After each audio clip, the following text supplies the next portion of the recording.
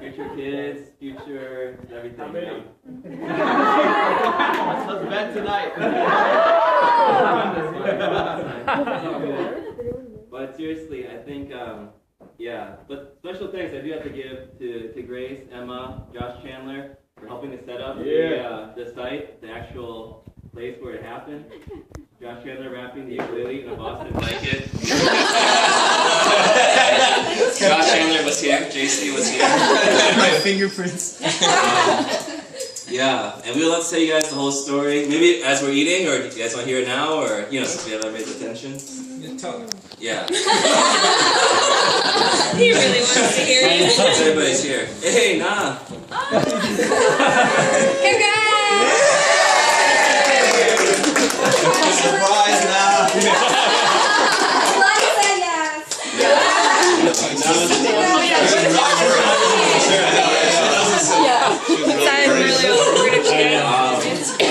But yeah, but seriously, so for Grace, Emma, Josh, and then my friends Dan and Gabe, who couldn't be here, they had some other plans, but they were there like photographing, videographing.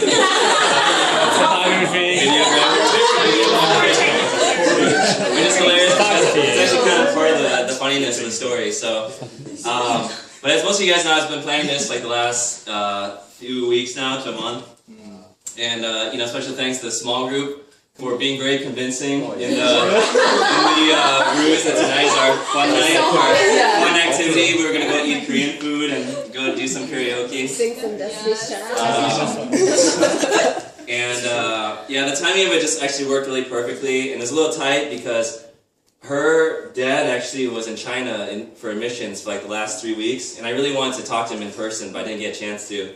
So basically he got back yesterday, literally yesterday, so I had yesterday to talk to him, get like his official blessing and having him pray over us. Today to do the proposal. Tomorrow I'm going to have a celebration with my family. And then Friday, I'm flying out to Grenada for a week for an optometry mission trip. But then the other thing, too, is my mom is actually leaving this weekend to go to California for a month. So I wanted to make sure that she could be here, that her dad was back, her parents were back, and we see this little tiny window. But I think God just like orchestrated it all perfectly, and it happened to fall on a Wednesday night small group night, which also really helped to sell the story. So... yeah, so basically, a lot went to the backstory of all this. But biggest thing for today, obviously, I was like, pretty nervous. Yesterday, as you guys know, I was totally sick for like the whole day, so that freaked me out. But I woke up this morning feeling like a lot better and just ready to tackle this day. That's a big praise actually for that, because I was really scared that it was going to be tough today. But yeah, I think the funniest thing was just, first of all, like driving to our supposed small group hangout, and I totally was like, oh, we should take Lakeshore, even though that would not be the quickest way. But she didn't really think anything of that. I was like, it'd be a good day for a drive, so we went to Lakeshore to drive along the lake. And then the best part was us going on 55, and then instead of going Lakeshore North, which would make sense going towards Koreatown, I started to go south to get to 31st Street Beach, because this was happening. And it was so hilarious because she was like talking to me about something about the wedding, about colors or something, which I think at that point I was getting a little nervous. So I wasn't totally hearing what you were saying about colors. That's how it is in marriage too. Get used to It. Appropriately though. I was. It's like asking him questions. Yeah, I was asking sort of follow-up questions, but I still wasn't exactly sure what she was referring to. So then I started going south, but I think that worked out perfectly because she started asking, hey, why are we going south? Shouldn't we be going north? But then I was like, yeah, but you distracted me with these questions. So I was like, my bad, I got a little bit overwhelmed by your questions. But let's just go with this way anyway. Let's just keep going. And we'll go ahead and turn around at 31st Street Beach. That's the next turnaround spot. Perfect. Yeah. So then, Chandler taking notes. Yeah. So we end up at 31st Street Beach, and then basically walked out. I got a text from like Grace earlier too, saying that there were some like skateboarders there about the spot, and I don't know. Eventually, should have chased them away or something like that. That was Josh, right? But we parked and then started walking to the spot, and then we went to the place where we've hung out there. We take walks around that area. You can see the skyline up to the north. We've also done an impromptu workout there one time. It was really hilarious at this little spot. Yeah. And some lunges, good for the quads. And yeah, then we saw the spot. So this is the funniest part. And then she tell this part when she saw so they laid out a blanket and some flowers and a Boston blanket, apparently, and some hand warmers. But as we were approaching the spot, So yeah, he's like, oh, this is our spot we used to work out at. I was like, oh yes, we used to come, we did our lunges, whatever there. And I was like, I kind of think out loud when I look at stuff. So I was like, just looking, and I was like, oh look, it looks like a homeless person. the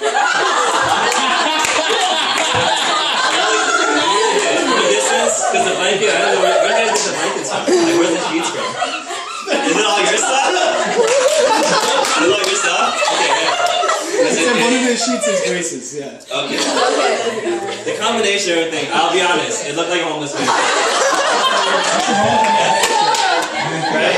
Yeah. It was so funny if Josh was underneath it. You still thought it was a homeless person. The other thing too is Dave, right? Yeah. I was wondering, because there's this one, it's freezing outside. Yeah. There was one guy that was all the way on the side. He was kind of laying down, so I was like, oh, this must be his spot. I was thinking that in my head. I was like, oh, that must be his spot. I didn't notice him at all. Yeah. So that was Gabe, the videographer, and he couldn't completely hide because he had to operate the camera, so that's why he was just kind of sitting out there. But he was looking out toward the lake, just very nonchalant, like a homeless man would. Very introspective, just wondering about life, just looking out at the lake. So she wasn't totally distracted by it. So they actually kind of worked together. Gabe, the homeless man, and the homeless. Yeah. Anyway, then I just took her out to the spot, and finally, I don't know at what point we started to realize.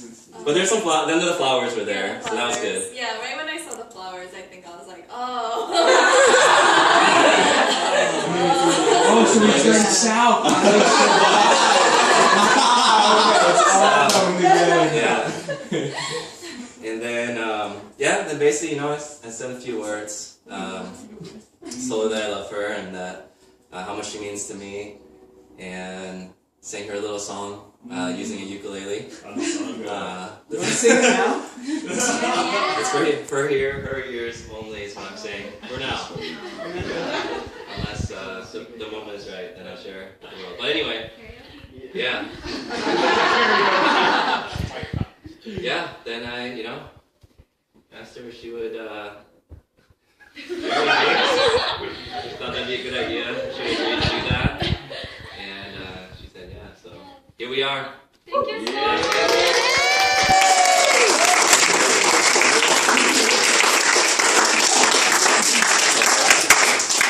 Yeah, so I just really think we should get some food going. I want to thank Christine Han for really leading the charge on getting the food from I believe the gourmet place Pollo Express, and then Charday for home cooking some oxtail with love, one of our favorite dishes of hers, and then Kate and Millie and Zoe and everybody that's just really making all this happen. Zoe getting some desserts, I believe. Yeah.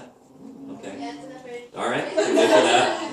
And everybody else just, really being a part of this and really just being part of our lives. I think, our relationship has, been born within this community, and we really treasure just you guys, watching us every step of the way, and we wanted it to be open all along the whole way. We wanted you guys to speak into our lives and for us to just be accountable, to you guys as our church and our family around us. So yeah, we are blessed and super thankful.